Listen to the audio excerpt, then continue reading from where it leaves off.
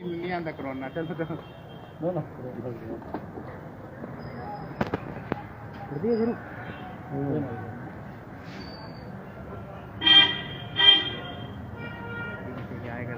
आए कर रहे मीडियम ध्यान दे जी। आज मैं यहाँ पीडीएम महोदय के माध्यम से मैंने यहाँ मिलके हिमाचल प्रदेश सरकार से माननीय मुख्यमंत्री जी को एक ज्ञापन सौंपा है। और आज का विषय था जिला चंबा के होली तहसील के अंतर्गत होली बजोली पावर प्रोजेक्ट के अंतर्गत जीएमआर कंपनी द्वारा जो परियोजना का निर्माण किया गया है, उस निर्माण कार्य से जब उन्होंने उस टनल में पानी भरना शुरू किया तो झड़ौथा गांव जो है पूरी तरह से क्षतिग्रस्त हो गया। झड़ौथा गांव के लोगों को विस्थापन का दंश उसी तरह झेलना पड़ा जिस तरह 2012 में चमेरा 3 के मोखरी सुगाड़ी और क्यूड़ी पुल के लोगों को झेलना पड़ा। झड़ौथा गांव के वैसे तो जितने परिवार है सब वहाँ डर के साए में रातें व्यतीत कर रहे हैं कि कब उनका घर जो है क्षतिग्रस्त ना हो जाए। अभी 5 परिवारों को वहाँ से प्रशासन ने हटाया गया, लेकिन प्रश्न ये उठता है कि प्रशासन ने वहाँ हटाया तो है, लेकिन उनका ठहरने का कोई व्यवस्था प्रशासन की ओर से या कंपनी की ओर से नहीं की गई है। मैं कल होली क्षेत्र का मैंने दौरा किया, मैं उन विस्थापितों से मिला और बुजुर्गों का रो का बुरा हाल है। लोगों का कहना है कि हमने अपना जितनी जमा पूंजी थी उस सारी जमा पूंजी को खर्च करके अपने आशियाने बनाए थे, आज हम दर दर की ठोकरें खाने को मजबूर हो गए हैं। उल्लेखनीय है कि जब इस होली बजोली पावर प्रोजेक्ट का कार्य आरंभ होने लगा था तो होली क्षेत्र की मेरी माताएं और बहनें इस विरोध में आई थी कि ये जो टनल का कार्य है ये इस तरफ ना हो करके होली क्षेत्र के पार जो उसके अपोजिट जो एरिया है वहां से की जाए। और महिलाओं ने वहां काफी दिनों तक धरना दिया, आंदोलन किए, लेकिन बड़े दुर्भाग्य की बात है कि जब भी कोई अपने हक की लड़ाई के लिए मांग करता है तो कंपनियां और कंपनियों के साथ साथ प्रशासन भी कंपनियों के साथ खड़ा दिखाई देता है। उस समय उन महिलाओं के ऊपर जो लोग वहां मांग कर रहे थे अपनी समस्याओं के प्रति, उन लोगों के ऊपर एफआईआर हुई, केस दर्ज हुए, उनको गिरफ्तार किया गया। ये कहां का न्याय है? उस समय अगर उन महिलाओं की बात सुनी होती तो आज झड़ौथा गांव के बाशिंदों को ये दिन ना देखने पड़ते। इसके साथ साथ जो परिवार वहां से हटाए गए हैं आज उनके ठहरने की कोई व्यवस्था कंपनी प्रबंधन द्वारा नहीं की गई है। वो लोग बार बार प्रशासन के द्वार पर चक्कर लगा रहे हैं, लेकिन मुझे लगता है कि प्रशासन जो है वो कंपनी के साथ कहीं ना कहीं खड़ा दिखाई देता है अगर विस्थापितों की मदद ना करें तो। आज मेरा भी माननीय मुख्यमंत्री को जिला मुख्यालय से ज्ञापन देने का यही मकसद है, क्योंकि बरमौर प्रशासन चिर निद्रा में सोया हुआ, वहां पर 2.5 से 3 फुट तक बर्फ गिरी हुई है, लोग ठिठुरने को मजबूर हैं। ना उनके ठहरने की कोई उचित व्यवस्था है, ना शौचालय की व्यवस्था है, ना बिजली की व्यवस्था है, ना पानी की व्यवस्था है, और कंपनी प्रबंधन द्वारा उनको कहीं भी किराए पे कमरे लेके नहीं दिए हैं। इसके साथ साथ बड़े दुर्भाग्य की बात यह है, जिस दिन उन लोगों ने अपने घरों से सामान उठाया तो कंपनी प्रबंधन द्वारा उनको सामान ले जाने के लिए गाड़ी तक उपलब्ध नहीं करवाई। ये कहाँ का न्याय है? क्या इसीलिए घर बनाए होते हैं कि हम दर दर की ठोकरें खाने पड़े?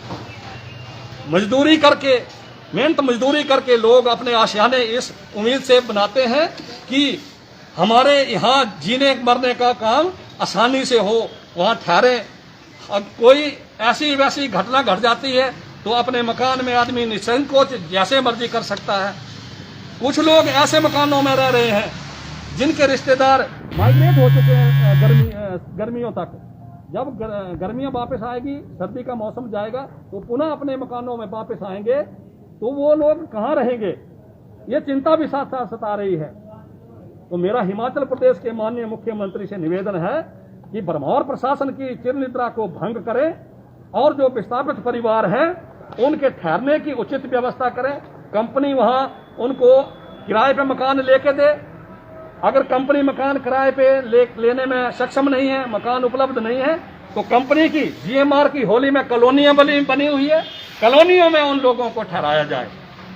इसके साथ साथ उनको खाने की व्यवस्था की जाए। गुजारा भत्ता जो नियमानुसार दिया जाना चाहिए वो उन परिवारों को गुजारा भत्ता भी दिया जाए। और कंपनी का ये एक और कहना है, जब मैं वहां मिला विस्थापितों से तो उन्होंने मुझे बताया कि कंपनी की ये कहती कि जो जमीन में पेड़ थे जो गिर गए उसका मुआवजा देंगे, जो खड़े हैं उसका मुआवजा नहीं देंगे। ये कहाँ का न्याय है? अगर 10 पेड़ गिर गए, 2 बच गए, तो क्या 2 पेड़ों के लिए वो वहां जाएंगे? मेरा सरकार से ये निवेदन है कि उन लोगों को मकान बना के दिए जाएं। अगर मकान बना के नहीं देने हैं तो उनको जमीन उपलब्ध करवाई जाए और मकान बनाने के अलग से पैसा दिया जाए और उनकी जो जमीन गई है उसका 4 गुना मुआवजा जो है प्रभावितों को दिया जाए।